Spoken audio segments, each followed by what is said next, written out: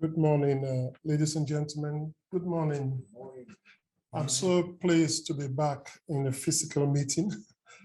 And I want to thank Letang, the SG, I cannot see her in the room, Leonard, etc., that you've invited me back here again today. So I'm really pleased to be here. For those who don't know me, my name is Nwana. Can I just do mouse down here? Yeah, so very quickly, I run a consultancy called Cenerva. Some of you guys would have heard about it in this previous incarnation called ICC UK. So it's a training, regulatory and policy training-led consultancy. One of the biggest things we've just done recently is my team and myself, we wrote all of the rules for the recent, very successful auction in South Africa with ICASA. I really think for those of you who are in the room, I think you should have been privileged for the previous two presentations from Dr. Maxwell and from Huawei. They were absolutely top-notch, excellent presentations. So thank you very much. Round of applause for you guys.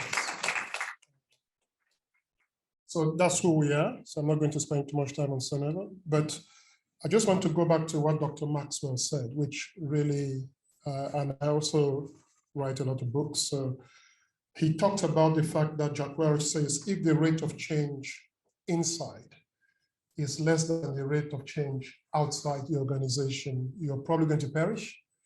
And if the rate of change, and in reality, for those of you who don't know, that's what happened with the previous ICC UK. So the organization that a lot of you people have been trained as regulators. Unfortunately, at some stage, the rate of change inside became much less than the rate of change outside, and they started struggling. So we're lucky to buy them. And one of the things that we have tried to do is to try and make sure that that rate of change inside now is much higher than the rate of change happening outside the environment. That's why we publish and we try to be thought leaders, whether it's in the area of telecommunications, media, and over-the-top type applications. So I put the one on the left because that was a joint partnership with the Commonwealth Telecommunications Organization. And we authored that pretty important paper on over-the-top applications and how to deal with that, which a lot of regulators and policymakers are struggling with right now. So I really want to put a plug for CTO and us and Cenerva and Research ICT Solutions Africa. We work to put that together. And that's my most recent publication to try and address the rate of change issue, which is a digital economy. Whether we like it or not, that's one of the most important things that would face most of you in the room right now as regulators, because the telecoms, media, and technology sector that you see on the right in the book that I published in 2014, little did I know that by 2021, 2022, the world would have changed that significantly. So that book just came out in 2021, 2022, and we're going to give some copies out here. Why is this important? This is all important because what you asked me to do was to talk about digital fostering stakeholder collaboration and partnerships. And you really, for idea generation. And I would like to really use a case study example. And I'm very glad that my colleagues here from Tanzania, Erasmo, for example, my chairman this morning, invited us to come do some of this work for them in Dar es Salaam and Zanzibar recently. So I want to just make my presentation really based around the case study of what we did and what we're doing with Tanzania right now. So they're trying to now push this whole area of the digital economy, which most countries in Africa and in Asia and the Caribbean are doing the same, hence the most recent book that I've just published.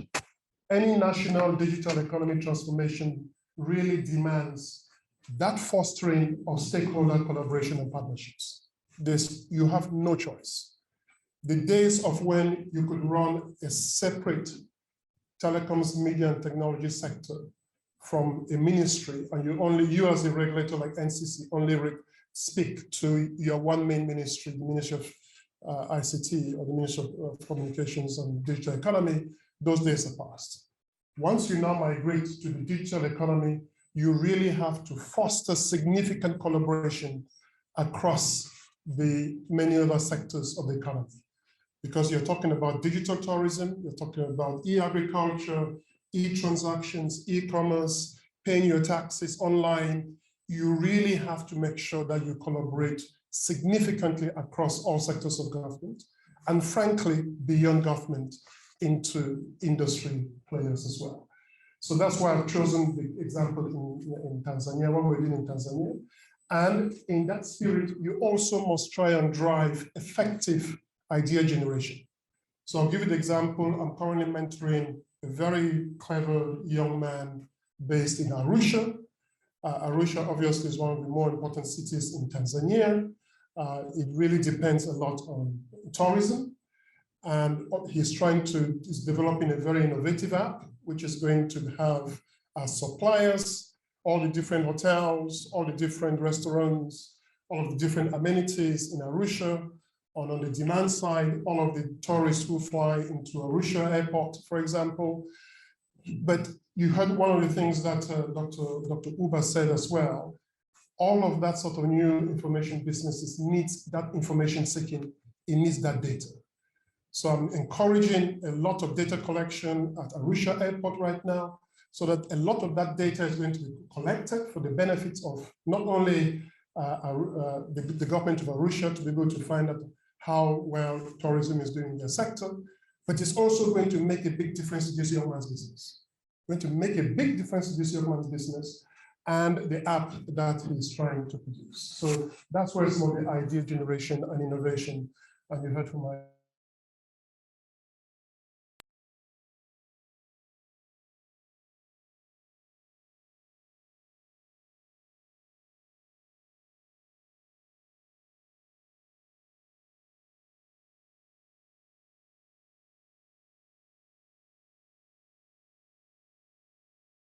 is doing, how Tanzania plans to drive idea generation, and then conclude. So very quickly, this is why we're doing this. So this happened in Zanzibar. You can see that it says very clearly at the top, the high-level digital economy policymakers opened by the Chief Secretary of the United Republic of Tanzania and concluded by the Chief Secretary of the Republic of Zanzibar, so the Federation of Zanzibar, with clear recommendations on addressing and accelerating the digital economy in Tanzania. You heard from the previous Huawei talk, one of the things they talked about was that this sort of innovation, cultural change, because of the new digital economy must start at the top.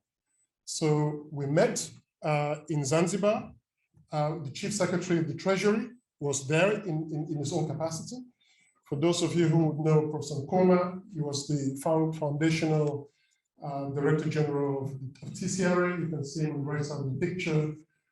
It was a really, really successful event where we brought together not only the chief secretaries, the two key top civil servants and government ministers from both Zanzibar, as well as from the mainland Tanzania, but also people from the central bank, people from academia, people from Ministry of Finance, people from Ministry of Education, people from transport.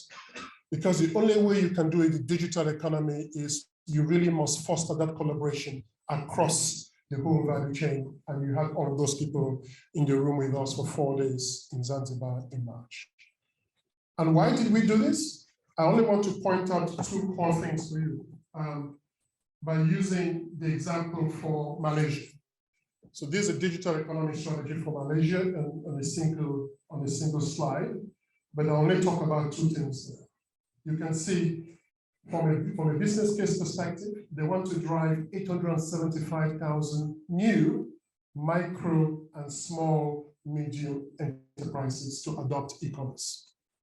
That's one of the key drivers of why they're doing it. And you can see at the last key point I also highlight, they want to increase the number of startups by about 5,000 a year. So you heard an interesting startup, Noel. I know that company very well. I know Tracy Hopkins very well, and Professor William Webb. And I was at Ofcom when that was started, and the success was incredible. I didn't realize that was the story, but I know the company quite well. But this is why they're doing it, and we are now working with Tanzania to have their own equivalent of this slide. so that you can just point it out to say, this is why it's important. 875,000 new SMEs that the Malaysian government would like to see, and they want to be able to increase the number of new startups in Malaysia by 5,000 a year. Another similar one that I've worked in, which is in Nepal, you can see all the clear pillars which requires that fostering of collaboration. And we have done something similar like this right now in Tanzania. You can see that you need a pillar to make digital economy happen. You need a pillar of policy and regulation. That's why you guys in the room are really needed. You definitely need a pillar of policy and regulation. You need the pillar of infrastructure. There's no point talking about the digital economy if we don't have the 4G infrastructure, the fiber infrastructure, the satellite infrastructure in the rural areas, etc. We need the pillar of infrastructure. We need the pillar of innovation. You've just heard from Huawei. That 875,000 micro SME businesses in Malaysia, or those 5,000 new startups are only going to happen because of the innovation. And you need a pillar of access to skills. You heard that from my predecessor. You absolutely need the pillar from access to skills. Really important. Why? You guys here, you need the skills not only in policy and regulation, those need to be innovated. You need the skills in infrastructure design, you need the skills in innovation, and you need all of those different set of skills. So what's Tanzania doing right now? Tanzania is doing Tanzania has also come up with some similar pillars. So these are the pillars that meeting that you saw, we evolved when we were in Tanzania. They've got, instead of 4 pillars, they've got 5, which I think is very appropriate. They've got the enabling environment, which is regulatory policy and investments, as you could see in Nepal. They've got the basic infrastructure pillar of roads, ports, airports, electricity, and water. You'll be surprised to say, why is that on the screen? It's very important because there's no reason now in Africa why we should be digging any road whilst we're not at the same time putting we're fibering across those roads. We must be doing that. Dig ones, lay fiber ones at the same time. Ports, airports, electricity, and without electricity, the whole digital economy doesn't make sense, which is why the issue that we now have in Africa, where we've got, certainly in Africa, 600 million Africans in the dark every night is not a good position, because that means that those guys are frankly excluded from the digital economy. Then the digital infrastructure itself, mobile networks, fixed networks, and fiber, enabling technologies like OTTs, IoTs, 5G, digital currencies. We covered all of that in this session. And then last but by no means least, which is exceedingly important to this conference, human capital development and skills, digital literacy, media literacy, curricular entrepreneurship. So those are those 5 pillars, and you can see why we needed to group people across the Ministry of Transportation, the Ministry of Electricity, the Central Bank for Digital Infrastructure, mobile networks, Ministry of ICT, OTTs, 5G, digital currencies. We needed to group and foster all of that collaboration when we were in Tanzania in March. And just picking up on one of those pillars, I'm working currently one of the head of COSTECH, Dr. Amos Nungu, and he is the person who is responsible for the ideation, for the whole idea of actually driving innovation, the innovation pillar. And some of the things that they are really doing in Tanzania, which we really have to drive up a bit more and really push more. Every school, college in the country having an ICT laboratory. Establishing specially ICT schools within the secondary and beyond, everywhere. Making ICT a compulsory subsidiary subject for advanced secondary schools. These are all really, really good ideas from both a policy perspective and an implementation perspective. But it all started with, some of this was already going on, but this is now going to really be accelerated by this presidency, State House, Chief Secretary to the Nation led digital economy initiative driving all of these issues across Tanzania. And I really want to see that succeed. And I was invited to come back. I just couldn't make it a few weeks ago. They had an innovation week in Tanzania, in Zanzibar. And you can see this was Innovation Week with different companies there. You can see UKAID, UNDP, FOGO. So some of the big organizations are also supporting them. And I'm actually working right now with some of the big aid organizations right now to point them to really start working with Tanzania as well, because I think Tanzania is providing a really, really useful example for innovation and fostering collaboration across the whole sectors of the economy. Why is this important? This is going to be one of my last few slides. Every time I hear somebody talk about digital Tanzania or digital Nigeria or digital Cameroon, and I've spoken to my friend, the minister in Nigeria, Minister Pantami, and he said, digital economy edge. What do you mean? I said, if I don't see three things happening within your digital economy sector, in addition to those pillars, I want to see three core pillar platforms. And this is some of the things I covered in detail in the new book. You cannot really talk about digital economy without having the connectivity platform. So it's the job of regulators like you guys in the room to really make sure that connectivity platform works. And every part of the economy, whether it's fiber, whether it's 4G LTE, gets connected. But you also need the payments platform. Because how are you going to do e-transactions? How are you going to do e-business? The whole point of online businesses is that it does three core externalities. The first is that online democratizes the whole product, the whole process of production. I produce all of this book online, right? It democratizes the whole process of production. Then it also democratizes the process of distribution. This book is all being distributed online as well as offline on Amazon. So you can get it on Kindle, you can get it in different forms. So you basically democratize production, you democratize distribution, then you now match demand and supply online. So there are some people who are not in this conference right now physically, but they have been matched to this conference, and they're also participating in this conference online, like Dr. Maxwell Uba right now in Nigeria. So you need that payments platform, and you also need the ID platform. I want to make sure that if Erasmo is selling me something online, I want to make sure that it is Erasmo selling me that thing online, so that if the thing goes wrong, I can go back to Erasmo to seek redress. I don't want Erasmo to be hiding under some false name to sell me a product, and then things go wrong, and I can't go back to Erasmo. So every country that I go to in Africa, and we're working on digital economy, I want to see how we are really trying to address these three platforms. Why did I put this one slide here? Again, because you can see that you cannot do this without fostering a lot of collaboration across the economy. Because connectivity requires, in Nigeria, for example, it requires Universal Service Fund, it requires NCA, it requires the ministry, it requires the transport ministries, it requires the local governments, it requires all the different governors to provide rights of way. It requires that. You need to actually collaborate right at the federal level, the state level, ministry level, to be able to address the connectivity problem. Same thing with payment platforms. You go to a country like Cameroon, for example, you've got mobile money from MTN, you've got Orange Money, you've got all of these different mobile money platforms. The government itself is also innovating its own payment platforms. Those need to be collaborated. They need to be brought together somehow with the same identity, with the same people having the same identity. I don't want somebody who is me to have a different identity on the Momo platform, and then have a different identity on the Orange platform, and then have a different identity yet again on the Airtel platform. Don't be humble.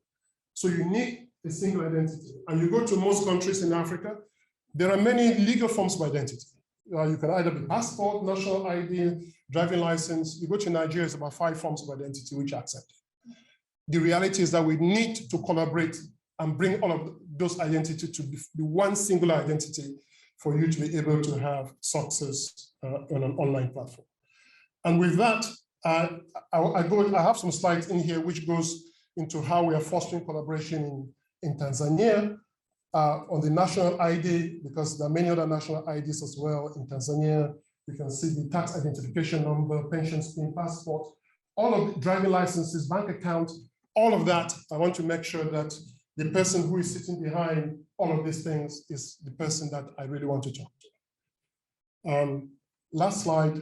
So the collaboration really and fostering innovation, I hope I've given you the context of why we're doing it in Tanzania and why the digital economy is being driven from the top.